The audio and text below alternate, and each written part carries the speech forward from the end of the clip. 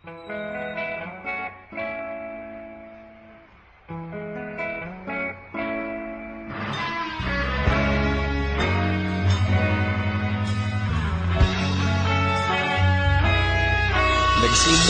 ang lahat sa eskwela, nagsama-samang 12, sa kalokohan at sa tuksuhan, hindi maawat sa isa't isa.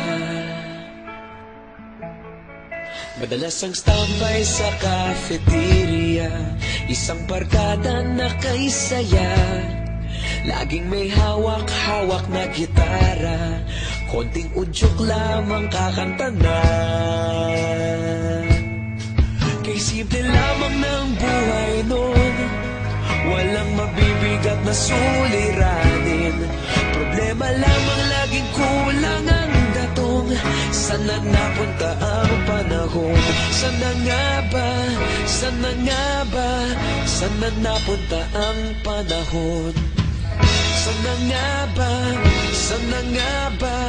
Sana napunta ang panahon? Sa unang ligaw kayo'y magkasama, magkasabwat sa pambobola, walang sikreto kayong tinatago, okay sarap ng samahang barkada. Nagkawatakan na sa kolehiyo, kanya-kanya na ang nilakaran, kahit minsan na lang kung magkita, pagkakaibigay hindi nawala.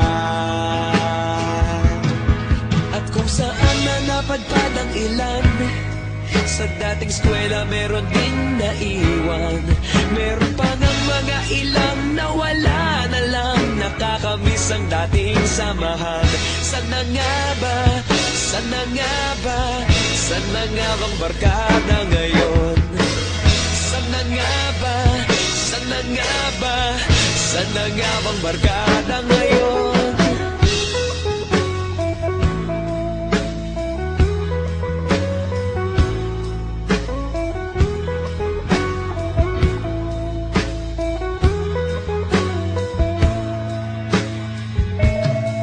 Ilang taon din ang nakalipas, wala pa sa aming tatay na nagsusumikap upang yumaman at guminhawang kinabukasan. Paminsan-minsan kami nagkikita, mga naiwan at natira, at gaya nung araw namin sa eskwela, pag magkasama'y nagwawala. Napakahirap malimutan ang saya ng aming samahan, kahit lumipas ng ilang taon, magkabarkada pa rin ngayon.